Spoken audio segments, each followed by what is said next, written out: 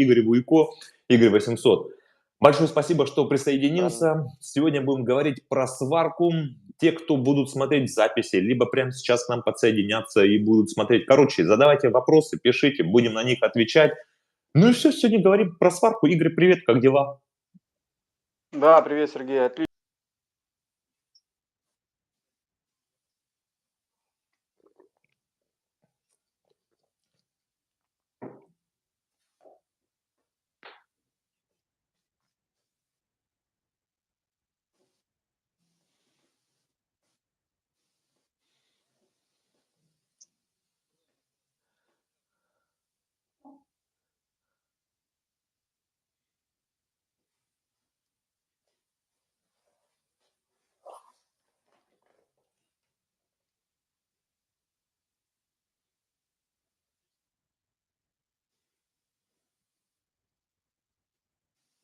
Будет на выставке классного, не классного. И снять, знаешь, как я же тоже типа блогер, ну мало ли там, если Ага. делаю различные видео, и прям хочется записать два реально, а вторая версия, она будет доступна по ссылке, кто прям хочет посмотреть, но неофициальная, потому что трешака очень много, и есть деньги.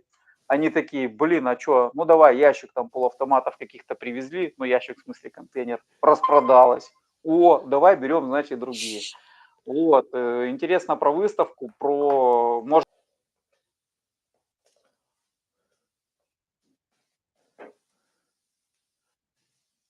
Я бы, да, я бы обратил твое внимание, когда поедешь на выставку, ты, по-моему, говорил завтра то, что поедешь, зайди на стенд Кемпи. Мы-то думали, Кемпи ушел. Да, и теперь мы сейчас буквально 2 минутки скажу про Кемпи. Мы-то думали, ну как, ну опять же, я думал, я и знаю. Ну, в принципе, это все знают, то, что Кемпи ушел. Ну, ушел официальный представитель, который раньше был Кемпи России, у которого было 4 основных дилера по всей стране, которые закупали оборудование в Москве, основная компания. В общем, теперь остались 2 компании, которые возят также оборудование, и у них есть все сертификаты, и все хорошо. Это 2 дилера, и 2, кстати, эти дилера сейчас выставляются на металлообработке, и там привезли новые линейки, и там привезли новое оборудование.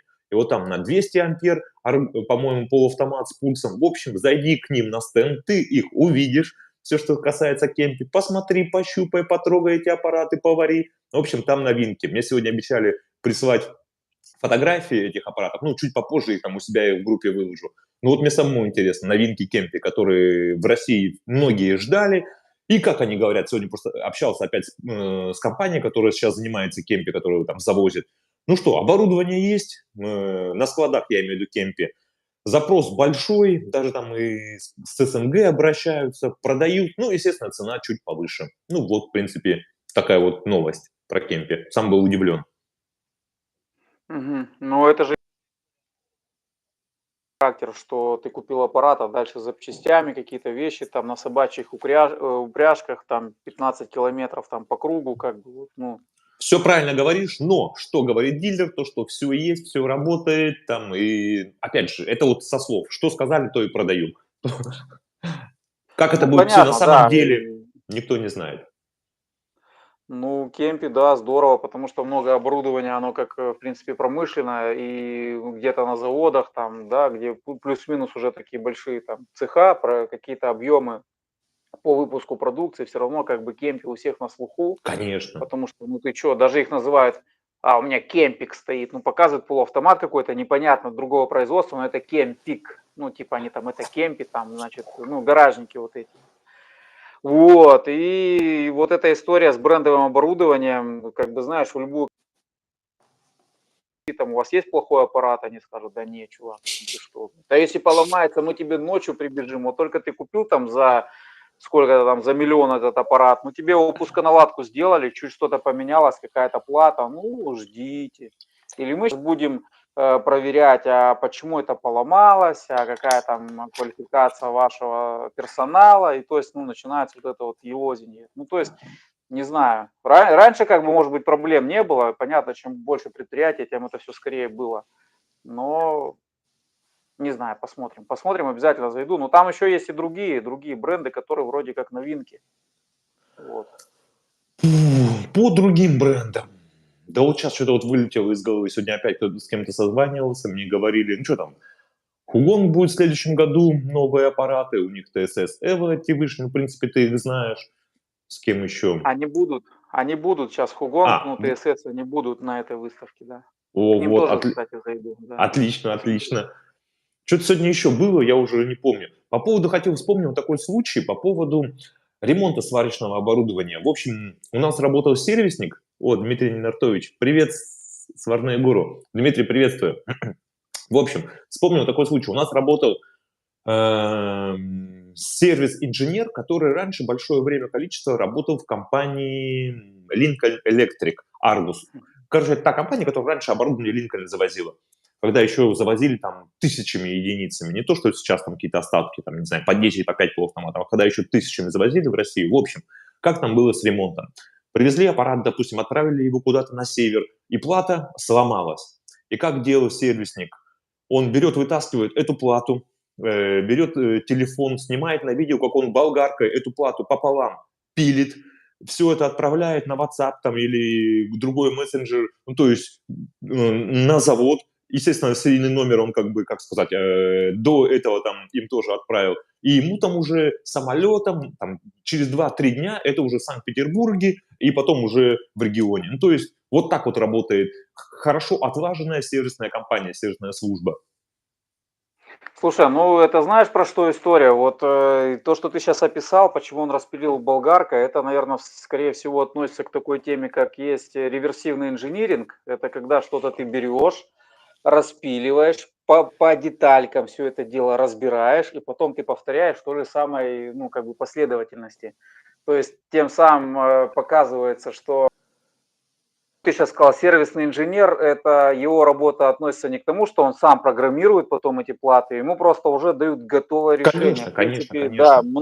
многие бренды, вот ты сейчас про какой бренд рассказал, что Это это? Lincoln Electric, а распиливается для Lincoln. того, чтобы потом эту плату, естественно, ее самому можно вообще самостоятельно отремонтировать. Но там, если ее отремонтировать, и это возможно на самом деле, заколхозить, они же все эти платы А Lincoln прошивка? Electric, они еще все залиты компаунтом. В общем, там фишка в том, то, что если даже ты ее отремонтируешь, производитель, который производит оборудование, он не дает гарантии, то, что ты в кустарных условиях сделаешь ремонт этой платы, и эта плата опять будет работать 5 или 10 лет. И распиливание болгаркой это сделано для того, чтобы выбросить эту плату. Чтобы вот только серийный номер, мы тебе лучше вышлем новую плату, бесплатно, опять же, и для сервисной службы, и для самого потребителя. Эта плата была абсолютно бесплатная. Но это для того, чтобы оборудование дальше продолжало работать там и так далее. Это вот сделано на репутацию именно.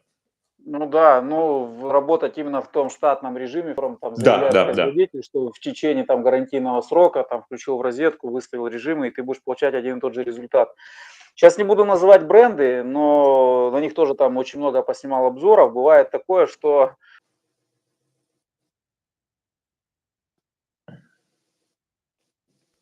и бывает такое, парни работают, говорят, слушай, отлично, отлично, а в один момент приходишь, короче, включаешь кнопку, бах, а у него прошивка слетела. Ну, слетела не в том плане, что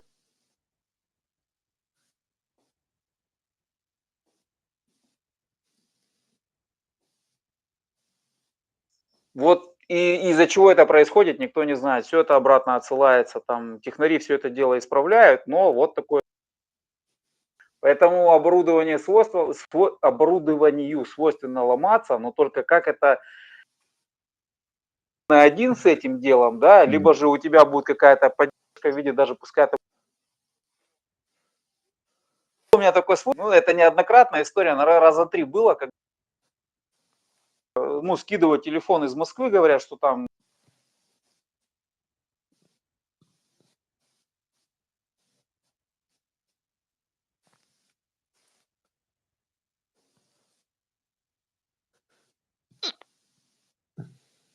ну, уже с чуваком Ага, как бы ага. дали номер, созваниваюсь, говорю, слушай, ну пришли эту фотографию, там, что у тебя, горелка, ну мало, ну просто методом исключения посмотреть вот эту всю цепочку.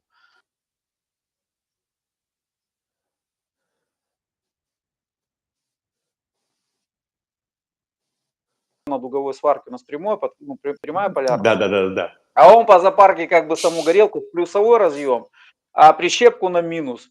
И процесс в этом случае идет вообще, ну не так, как должно было быть, Конечно, особенно на конечно. переменке и на постоянке. Ну, вообще он не так работает. И вот такие элементарные вещи, они как бы, знаешь, вот тоже вроде бы люди как бы опытные, но бывает допускаются вот такие вот элементарные грехи, которые как бы фигня, что делать Есть и все такое, такое. есть. Да. Так, а про сварку, так, что я тебя хотел еще спросить? Ты же владеешь еще и полуавтоматической сваркой, Да, да, например. полуавтомат и ручник.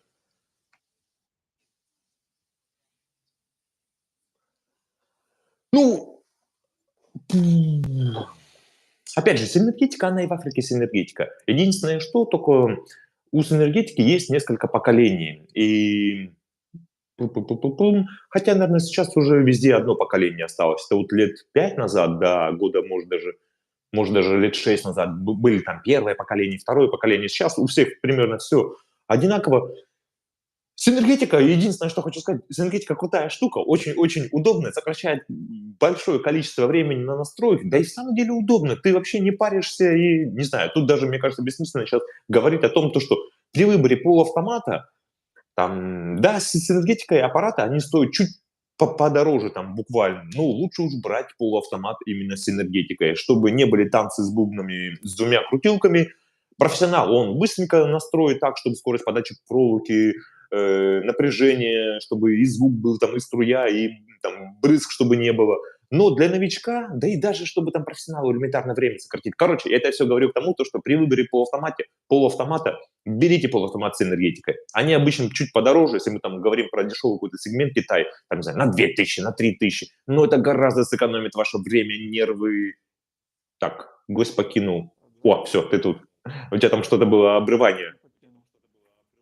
Да, я знаю, да, что-то прям, ну, я думаю, либо это с моей стороны, либо это с твоей как-то вот, ну, что-то он такой тоже кружочек прошел. Думаю, потом на записи все это дело будет нормально. Да-да-да. Вот. Да, нет, я просто почему про синергетику спросил. Есть такое, ну, раньше как было, что любой человек, абсолютно любой, даже с улицы, который шел, его там хватают. И... А у нас что, заново время пошло, да? Нет, нет, время продолжается. Единственное, что у тебя только звук стал чуть тише. Чуть тише, ну не знаю, у меня вроде О, как все. Ну я так тогда буду говорить, микрофончик держать. вот так нормально, да. Да. У меня как бы нормальных наушников нет. Вот, потому что они мне не нужны. У меня там есть одна радиопетличка система, там Boya VM8, там Rode есть, как бы такие вещи даже на них не смотрю.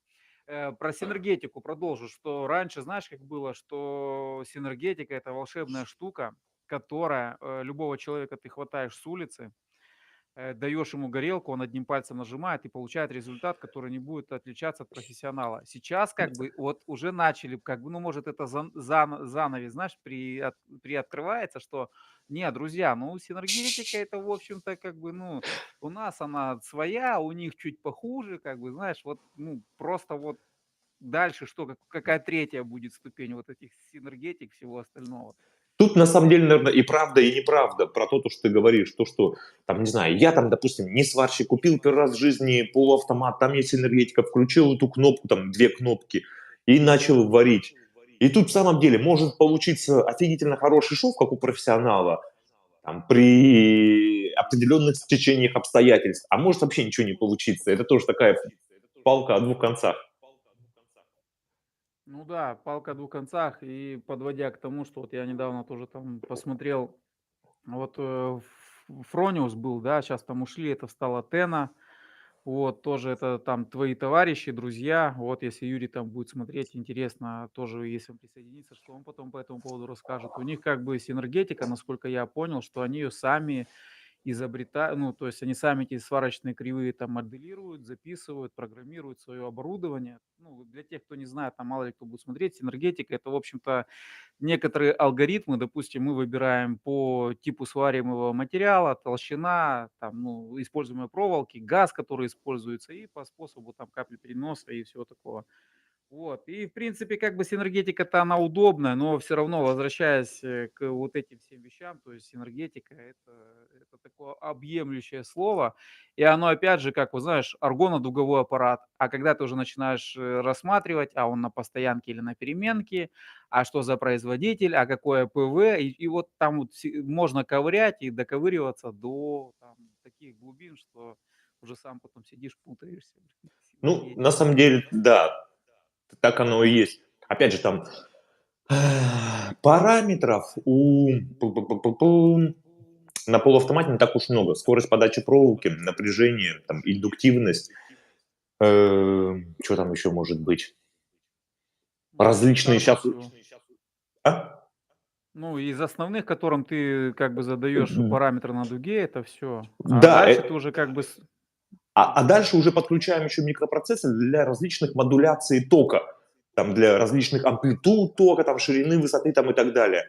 И вот такой вот комбо у нас получается программное и вот те вот параметры, которые перечислили. И с помощью их уже создается, с помощью них, их, ладно, короче, неважно, их, с да, помощью их, и с наверное. помощью их создается уже определенная какая-то программка, там забиваем ее, там, либо название, либо там просто номер программки, потом ее нажимаем, начинаем сварку, и все, и мы не паримся.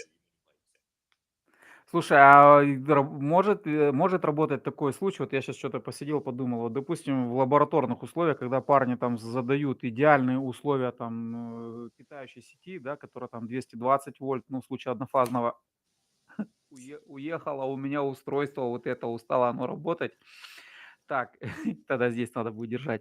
В общем, когда они, все нормально, допустим, сварка черного металла, там прокат какой-нибудь, и не убрали, прокатную окалину, там, может быть, разрезали там каким-нибудь плазморезом, грать не счистили, и, в общем, парни потом берут свою вот эту синергетику. Ну, точнее как, на производстве все это дело выполнили, записали программу, а я потом, допустим, у себя в гараже неправильно все это дело подготовил и могу же не получить такой результат, как они заявили. Абсолютно верно. И поэтому производители сварочного оборудования на некоторых аппаратах на синергетику делают, как сказать, диапазон настройки. Ты либо можешь плюс-минус 5% увеличить эти параметры. Вот ты включил, нажал кнопку 1, начал варить. Там синергетическая программа номер 1, начал сварку. И ты чувствуешь что-то не то. И у тебя есть возможность на плюс-минус 5% каких-либо параметров, но в основном это скорость подачи проволоки, напряжение, там как бы ничего такого нет, ты их можешь регулировать сам вручную. Либо 10%, либо 15%, либо наоборот, есть такие программы, когда это запрещается абсолютно, когда чтобы, допустим, у полуавтомата есть функция, синергетику можно регулировать плюс-минус 15% вручную. Но по техкарте, по тому процессу, который, допустим, там, не знаю, берем какой-то вагоностроительный у нас завод, и там, металл идет одной партии, проволока идет одной партии, там уже все настолько, и там наоборот, с помощью сварочного аппарата, с помощью различных программ и блокировок блокируется эта функция, чтобы ты не мог плюс-минус 15% уже крутить сам как бы. Но на самом деле это тоже это правильно, потому что как правильно, как сказать, неправильно, а как на практике бывает, то что все хотят поскорее выполнить свою работу. А когда ты быстро свариваешь полуавтоматом, ты, естественно, увеличиваешь, у тебя форсированные режимы, ты увеличиваешь силу тока. Ну, потому что все работают, как сказать, есть план, есть норма, есть нужно сделать то-то, то-то, а если ты хочешь побольше поспать на обеде, побольше покурить, ты хочешь выполнить свою работу быстрее. И для этого ты используешь форсированные режимы и делаешь на вид все, вот на, опять же, на визуально именно осмотр сварного шва, которого ты сделал там с одной скоростью и с другой скоростью, все то же самое, но механические свойства очень сильно потом, как сказать, это прям вообще там небо и земля механических свойств, они разные.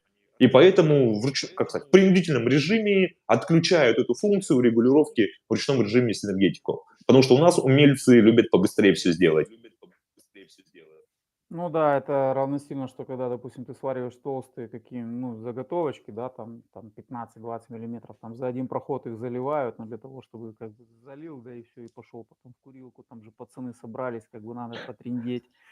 Вот, поэтому, да, технология и вот эти все технологические процессы, это часто сталкиваюсь, я не знаю, там, ну, ты как бы не снимаешь про сварку, ну, именно в том контексте, что вот смотрите, я выполнил работу, ты как-нибудь такое сними видео, и тебе обязательно найдутся такие, знаешь, диванные технологи, которые говорят: "Да ну ты чё, так не делается". Там вот я видел, как там должно быть на производстве, там французы варили, в общем, издалека видел и неправильно.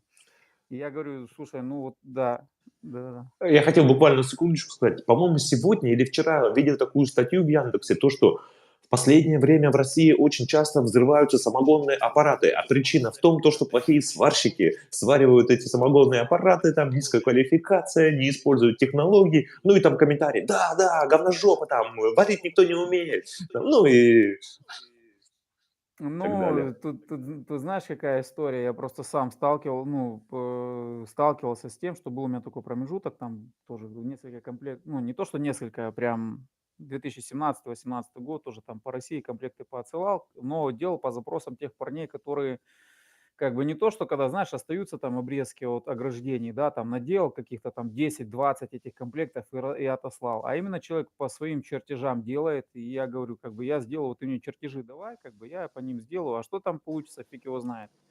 Может там, и еще самое главное, в любом этом самогонном оборудовании, ну, нормальном, есть такая тема, как группа безопасности, как от положительного, ну, подрывные клапана, так и отрицательного. Когда у тебя все это дело накрылось, у тебя закупорено, оно остывает, и оно, получается, еще сжимается, ну, в обратную сторону.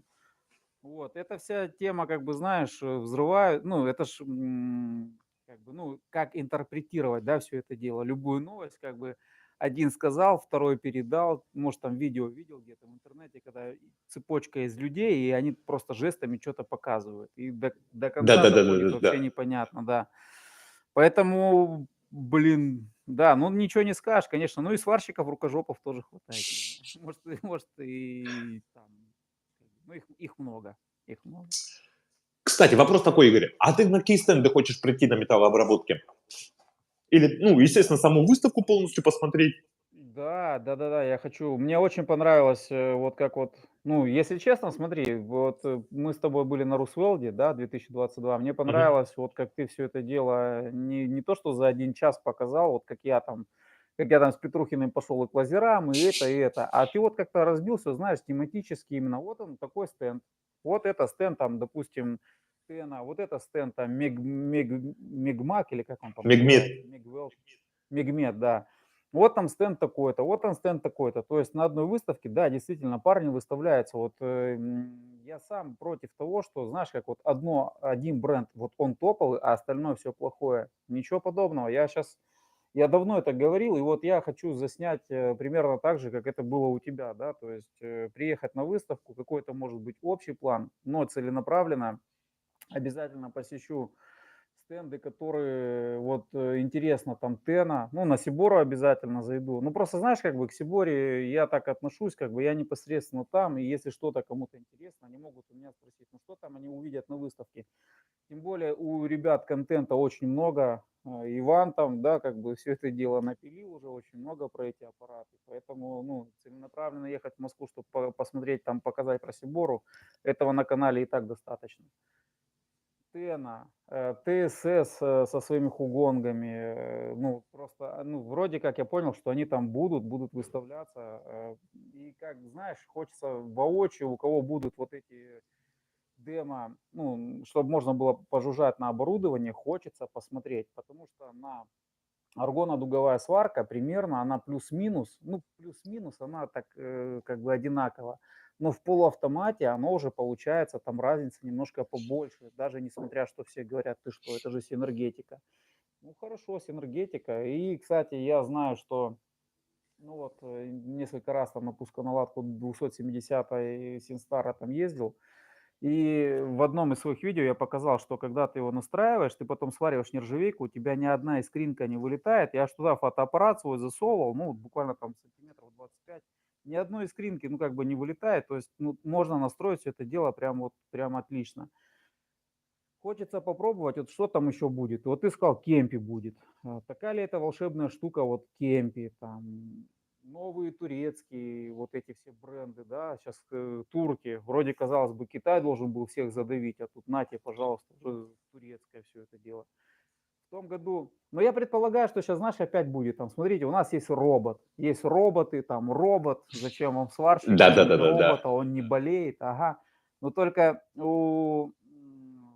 как там, да, у тебя тоже было в эфире, ты с парнями там разговаривал, когда два робота на одном столе стоят, и у одного прищепка ближе к другому роботу, ну, когда сварочный контур, да, вот этот, прищепка ближе к другому роботу, тот палит, а этот, ну, потом, наоборот, этот будет палить, а тот, ну, ему тока не хватит. Да-да-да-да-да. Вот эти все нюансы, когда уже человек потом, он с ними, ну, что называется, вляпывается, да, все ж как думают, лазерную сварку куплю, все, аппараты выкину, и у сварщиков уволю, типа, и буду только кнопку жать. Ничего подобного. Когда уже сталкиваешься с реальностью, вот тут уже и начинаются все вот эти вот коррективы, там, поднастроить, подзаварить и все такое. Вот. Ну и G-Tool, там тоже, кстати, будут парни с G-Tool по... Тоже посмотрю, что, какие у них там новинки. Как-то, ну, получается, по роду деятельности. Сейчас я уже различные изделия не делаю из нержавейки, там, из алюминия. Ну, так, нет-нет, маленькие какие-то делаю. Хотя недавно там конус из меди сделал. Тоже там немножко его полирнул. Ну, видео я не снимал про это. Тоже к ним хочется зайти. В общем, выставка, и хочу показать ее в таком контексте, не то, что как рекламный, да, какой-то буклетик, ну, что можно найти в интернете, а непосредственно вот, что называется, там какой-то этот.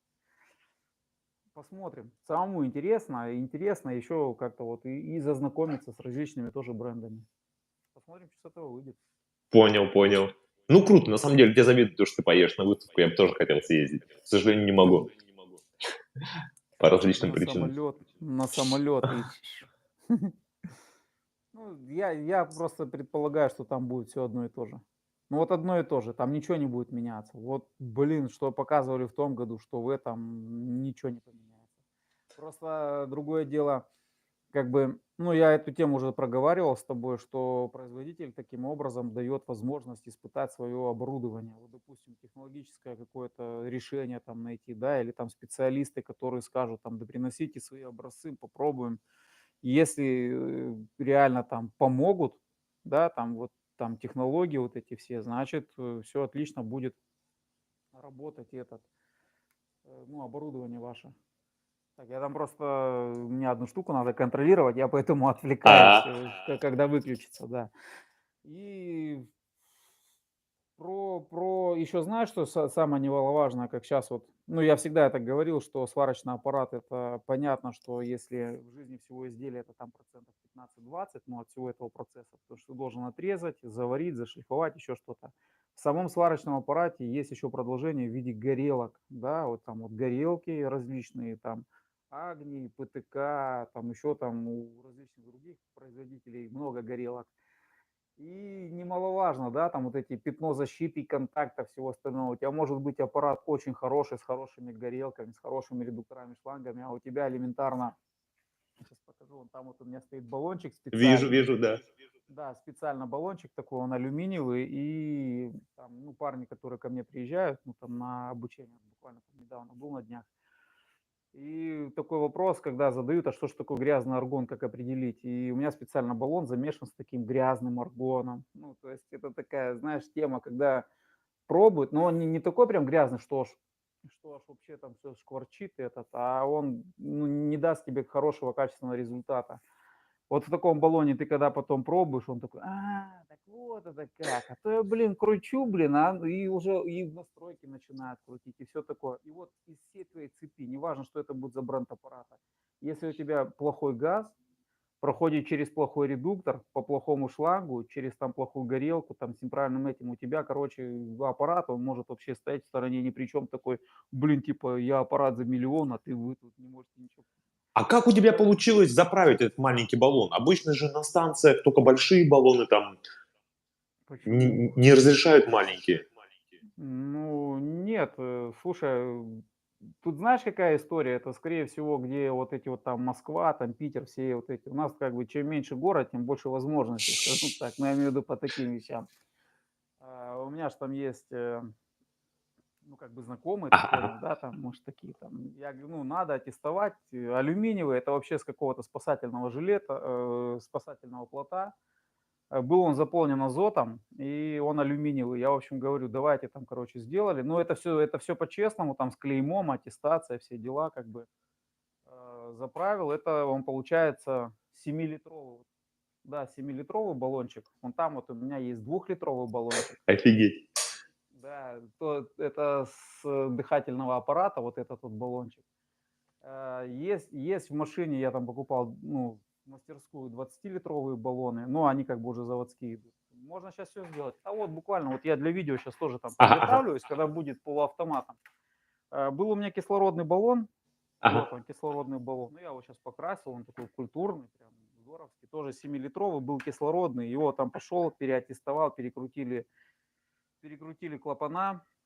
Короче, углекислота, она является уже последняя стадия в баллоне, потому что кислород, он там, ну, проверочное давление до 225, рабочее 150, а углекислота, короче, она в баллоне не больше 70 килограмм поднимается по давлению. То есть, ну, понятно, если ты ее перезаправишь больше, она в жидком состоянии, то потом может баллон взорваться, ну, как бы, вот. А вообще именно само давление рабочее порядка 70 килограмм, поэтому я уже этот баллончик как бы пошел, опрессовал, ну, точнее, как переаттестовал и заправили углекислотой. Сейчас потом буду замешивать различные смеси.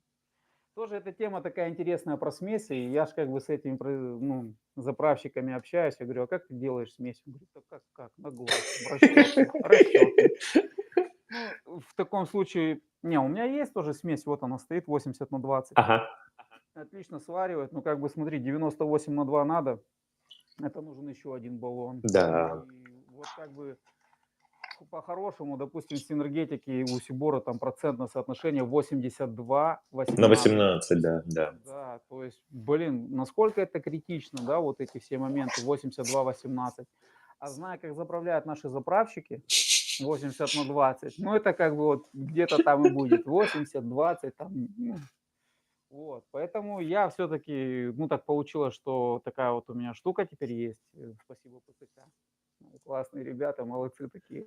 И лучше уж я буду, ну, пускай это будет немножко неправильно, но зато это у меня будет постоянно контролируемо, ну, в том плане, что я там все равно какие-то отметки там, ну, себе как-то сделаю, да, и буду постоянно выставлять одно и то же. Если что-то не понравится, то я опять же могу подкорректировать вот здесь, а не то, что в баллон я уже никак не залезу. Поэтому и грязно, да, чего? Буквально хотел сказать то, что вот сколько я был на серьезных предприятиях, и везде свои смесители стоят. Потому что тот газ, стопроцентное соотношение, как ты говоришь, да на глаз там 82/18, 80/20. На самом деле, вот опять же, для серьезных вещей, для серьезных задач, где там, ну, блин, очень высокие требования, там каждый процент это прям, там такие Да. погрешности 0,0000, чтобы было. И чтобы была постоянная повторяемость. Там, если партия идет, ну, короче, вот везде, опять же, я видел именно чуть ли там не свои газовые станции.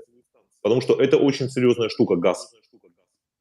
Ну да, это вот история такая, у меня там товарищ главным инженером, там Верестрой, все дела, как бы, ну, очень-очень серьезно, и у них, когда они делают какие-то емкости и все остальное, они, короче, у крупного предприятия закупали материал, и они купили этот, забыл, как эта фирма называется. Короче, быстро вот этот экспресс-анализатор, он порядка 4,5 миллионов рублей стоил, Ого. вот этот сам пистолетик, да, для того, что когда привозят, говорят, а вот здесь вот у тебя, короче, вот это металл, там, допустим, СВ-08, Г2С, там какой-то такой, там 0,9, там еще что-то. Ага. По бумагам-то да. А как предприятия между собой общаются? Они же не будут там мамой клянусь от этого. Они вот бумага есть, а что? Бумага, она может реально отличаться. И они как бы, а столкнулись с чем? Они пришли к такому, ну, нормально, взрослое предприятие, все. И они, короче, листы 40 миллиметров толщина, ну, когда большие такие емкости делали, и получается у них один брак, ну, там все, сварщики, там все дела, там все по-взрослому. Ну, короче, стык забраковали, сказали, да у вас какая-то вообще фигня непонятная.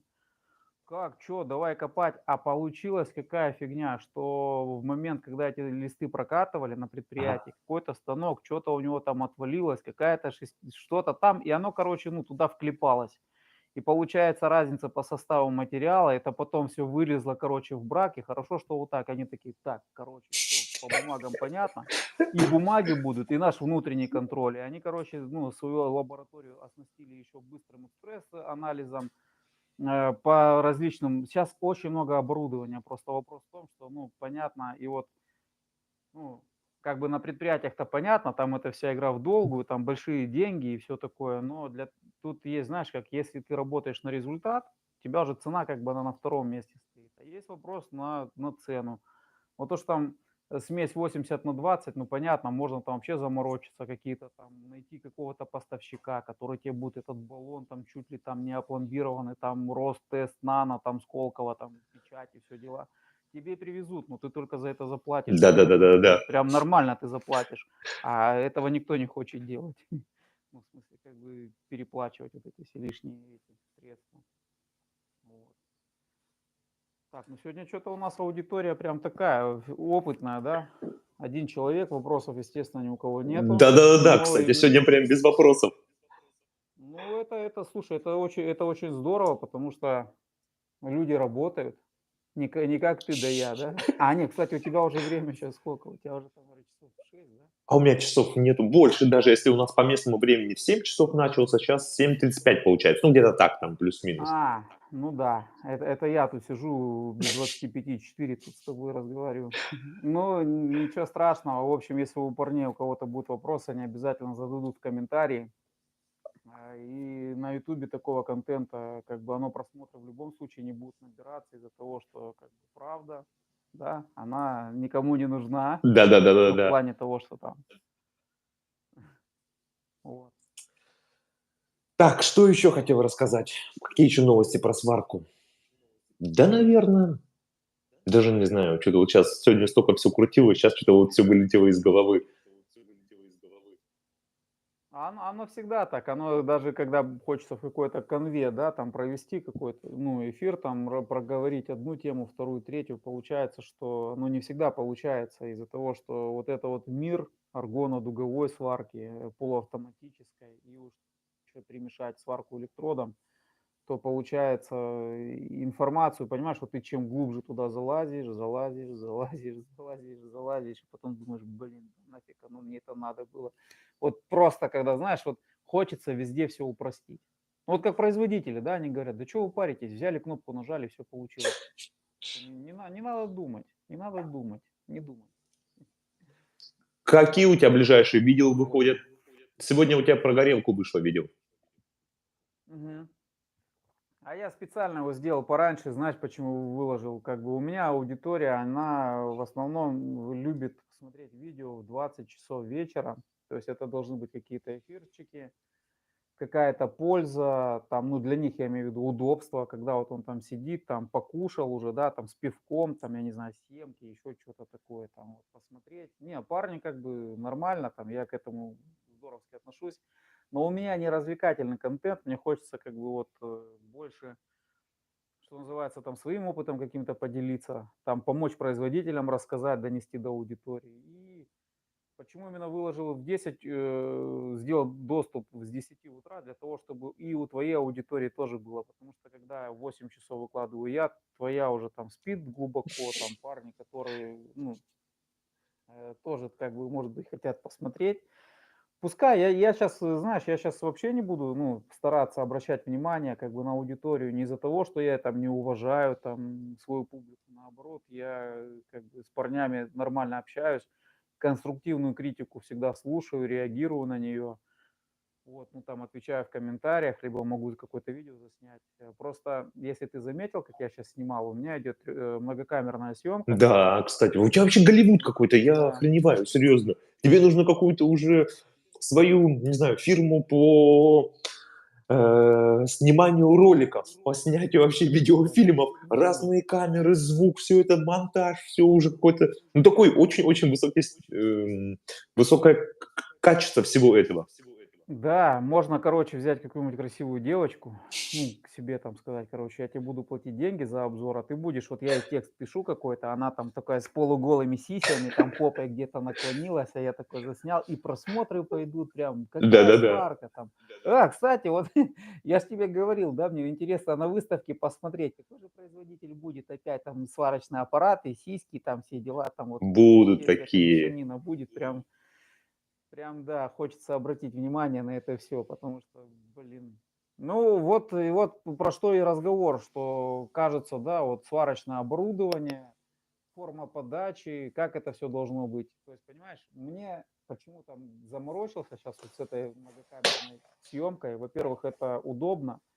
Во-вторых, ты снимаешь все это дело быстрее. В-третьих, у тебя монтаж именно так, как ты хочешь показать, именно вот ну, с твоей такой вот режиссерской вот этой штуки.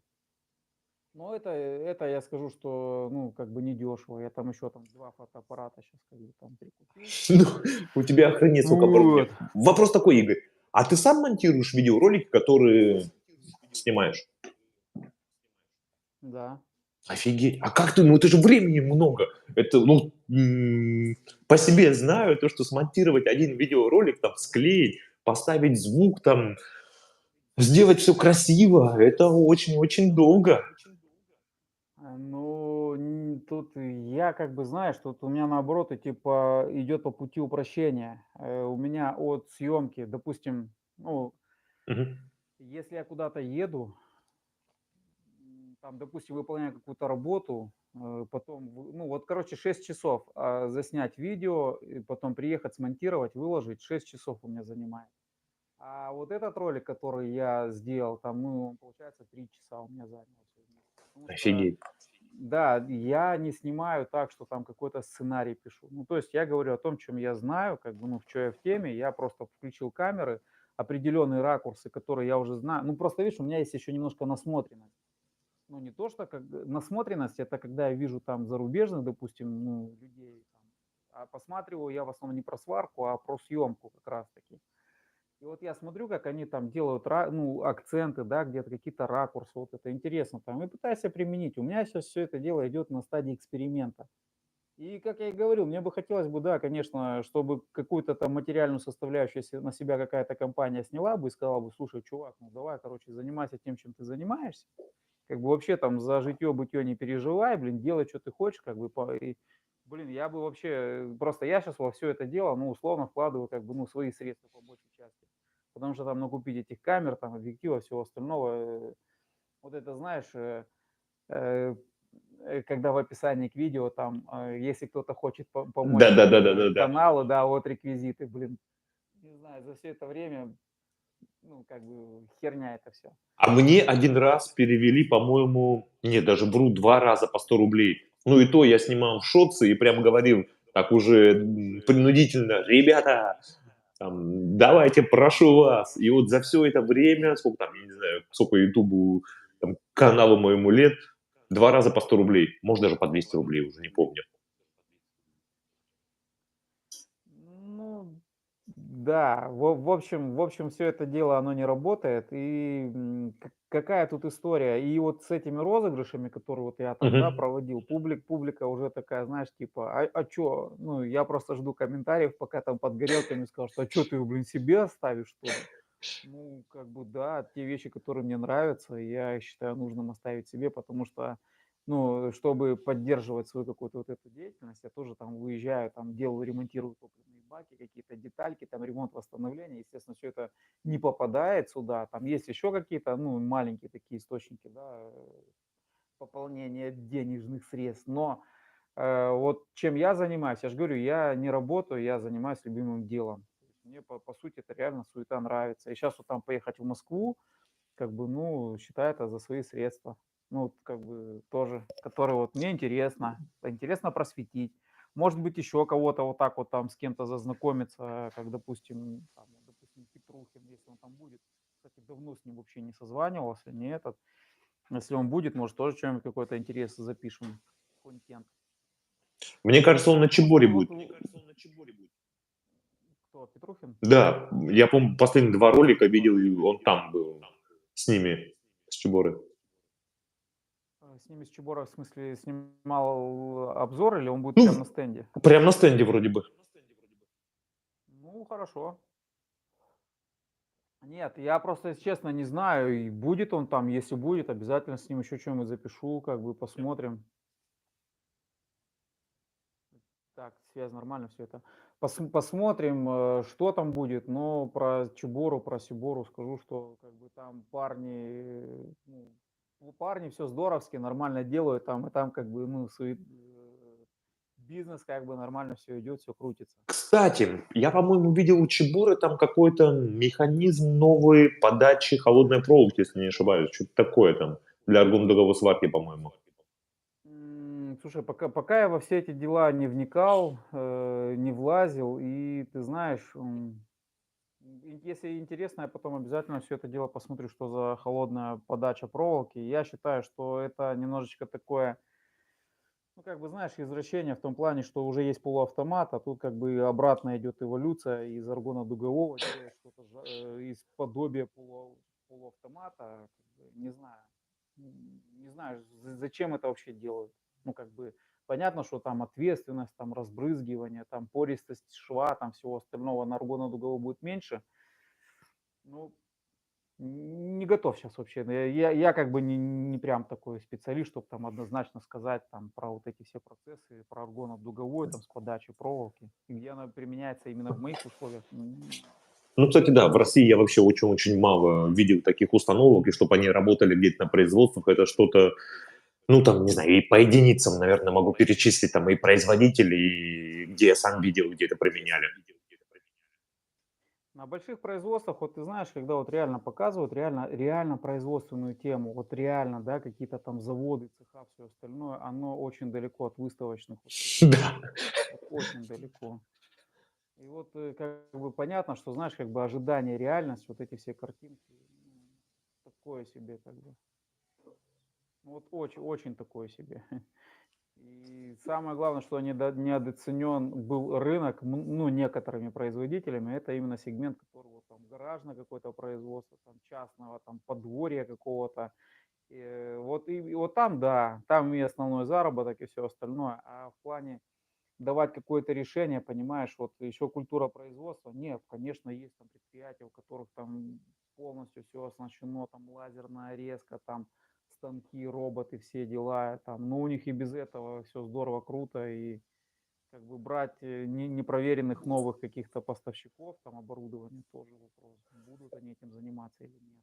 Это я вспомнил, когда смотрел там статистику таможенную, 2019, 20, 21 год, Мгм. по-моему, 22, сколько завозили оборудования из каких стран мира, на какую сумму, и там прям бренды написано, коды ТНВД там и так далее. Там, сколько там Фрониуса завозили, сколько там Кемпи завозили, на какую сумму, какое оборудование там и так далее. Ну, в общем, там цифры, там, не знаю, там 9 миллионов, 6 миллионов, сколько там Сварог завез. Мгм. Но впереди планеты всей это Ресанта. 56 там миллионов долларов. Ну, как сказать, рынок вот именно частников, DIY, вот, там, не знаю, ну, вообще для дома, для дачи аппаратов, вот это вот рынок, это просто он громаднейший. И если там Кемпи там в самые лучшие свои года, там, не знаю, 3 миллиона долларов, там, или там 8 миллионов, там, Сварог там что-то примерно так же, то Ресанта 56 миллионов долларов. Вот это вот я понимаю, это в закупке. Ну, то есть это они Ну да. декларировали таможенную стоимость закупки, а цена продажи там еще гораздо больше. И количество оборудования, ну, там просто десятки тысяч, если там не сотни тысяч единиц.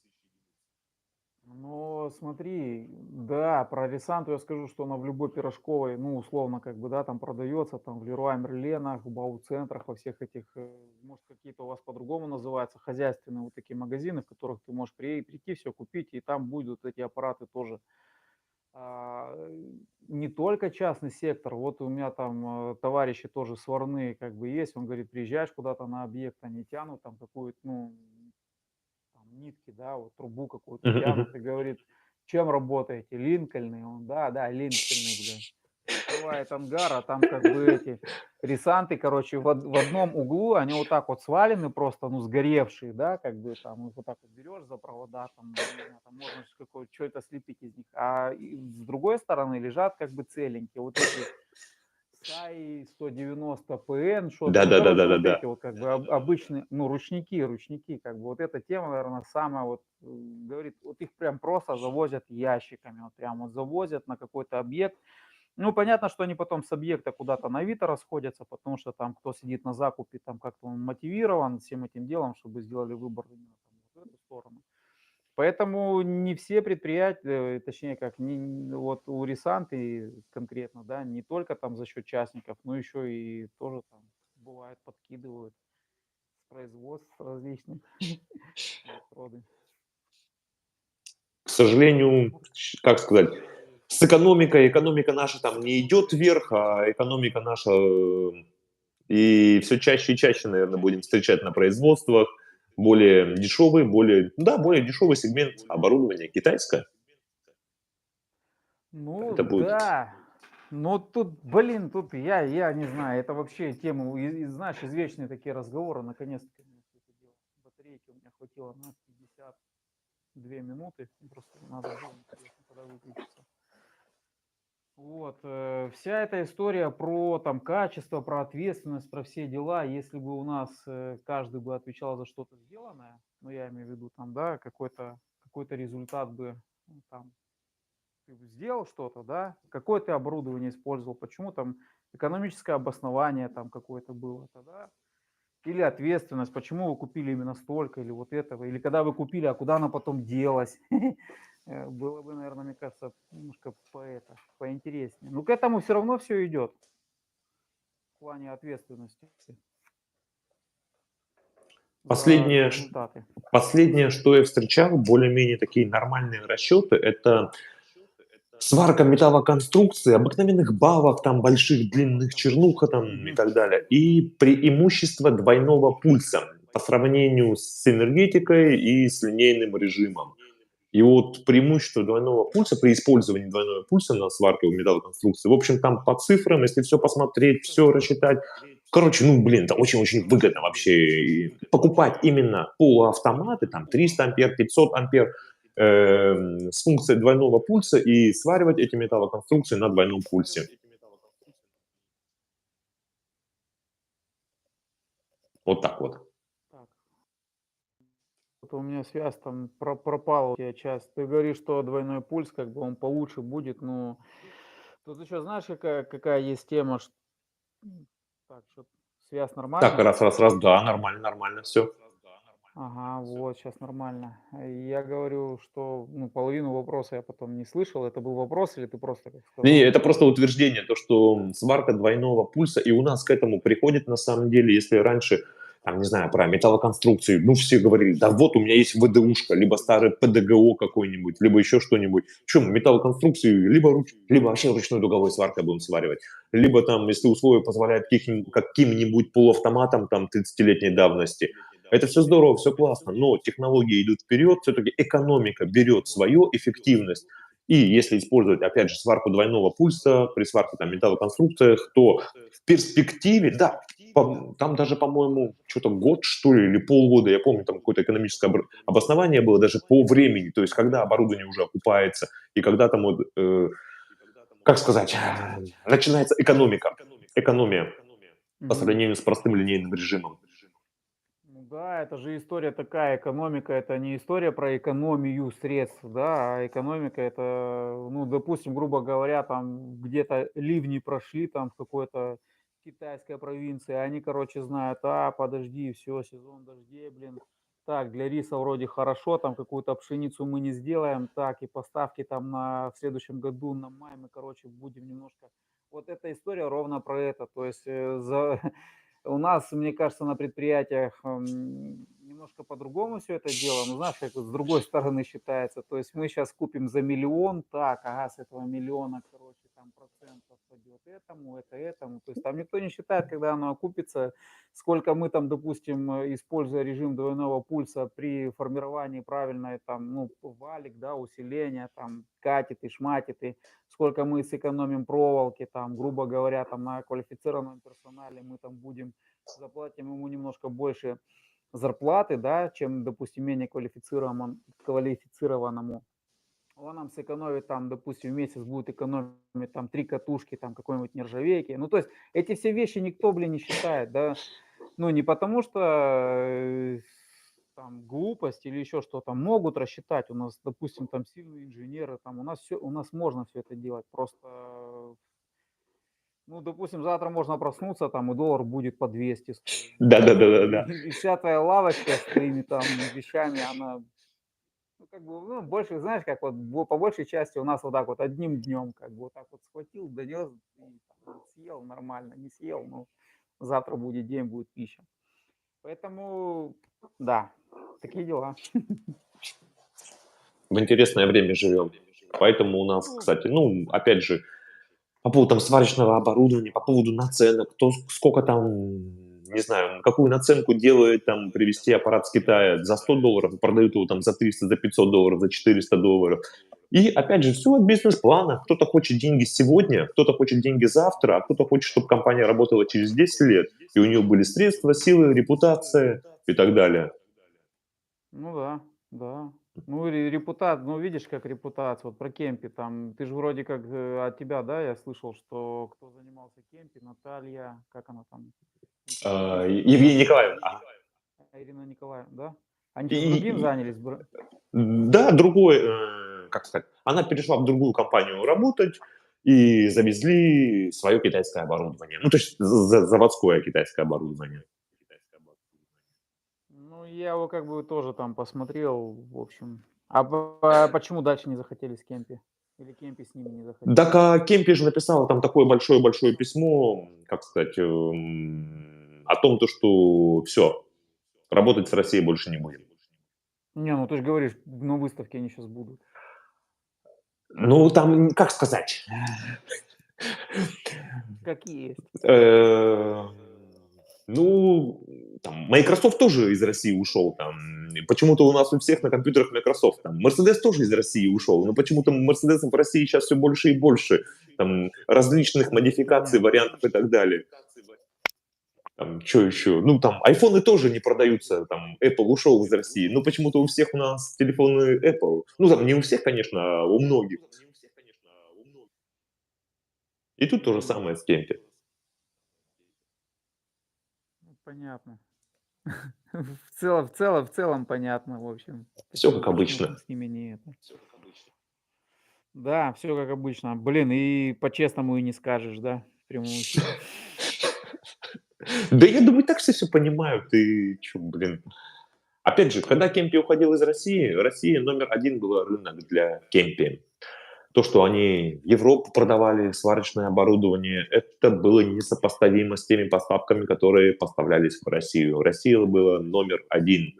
И отказаться от такого, как сказать, рынка сбыта, это очень-очень серьезный такой шаг, это удар, это как стрельнуть себе в ногу, там, не знаю.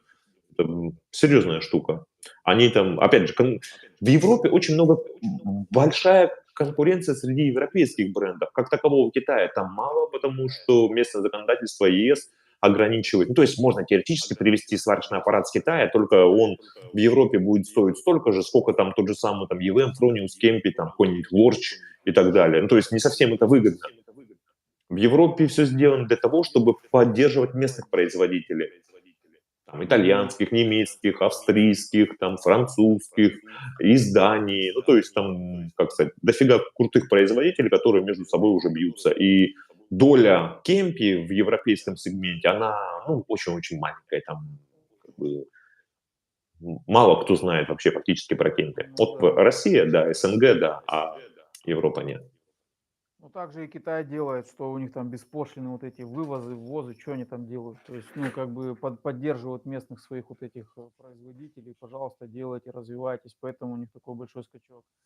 У нас даже, знаешь, с чем сталкивался? Допустим, ну, обращается там, ну, да, до сих пор есть такой там, можешь сделать такую штуку? Я говорю, да, могу. Как бы, ну, прикинь там, что, сколько. Я такой прикинул, говорю, ну, вот там 15. Они такие, слушай, да ты чё, блин, там в Китае в 2 раза дешевле возьму. Я говорю, ну, конечно, ты возьмешь в 2 раза дешевле. Я, допустим, чтобы тебе сделать, должен здесь закупить материал. В цене материала это аренда площадей того дяди, там заправить его Да, да, да, гостиницу, да, да, да. оплачиваю зарплату его там кассирам вот этим всяким, да. покупаю там диски, расход, ну, условно, вот это все, как бы, я тут плачу, еще, как бы, вот это все с нашими там НДС 20%. Ну, короче, вся вот эта вот история, как бы, дешевле в Китае. Да, понятно, что дешевле, но просто в Китае, там, как бы, ну, если тебе много надо, тогда выгодно. Там что-то штучное сделать, ну, тоже вопрос. Буду там браться за твои вот эти вот всякие там маленькие штучки, либо нет. Вот, поэтому если бы у нас была бы какая-то поддержка, ну, она точнее есть, я не говорю, что это у нас тут все плохо. Все есть, все нормально, здорово, крутится. И вопрос про изготовление, как бы у нас тоже много вот различных вот этих, и достать можно чего всякого, и сварочный аппарат можно свой там слепить. Вот, только вопрос, опять же, в его стоимости будет. Если, допустим, собрать сейчас самый лучший какой-нибудь аппарат, там взять одну плату, вторую, третью, четвертую, ты пройдешь все вот эти инстанции, которые, и он будет стоить реально условно, как тот же самый Фрониус там и все остальное. Вот, поэтому, да, отвечая сам на свой вопрос, какое сейчас есть самое оборудование, да, там почему там китайское привозят, наверное, опять же по этой же самой вот причине, что проще, наверное, притянуть уже готовое откуда-то, тут его продать, нежели что-то опять свое делать или производить, да, как Тена. Тена, они же не нашли здесь местных вот, местных чего-то, они там в Турции нашли вот эти все коны по оборудованию, со свою прошивочку туда какую-то, ну, сделали, поставили и все. На выставке обязательно попробую.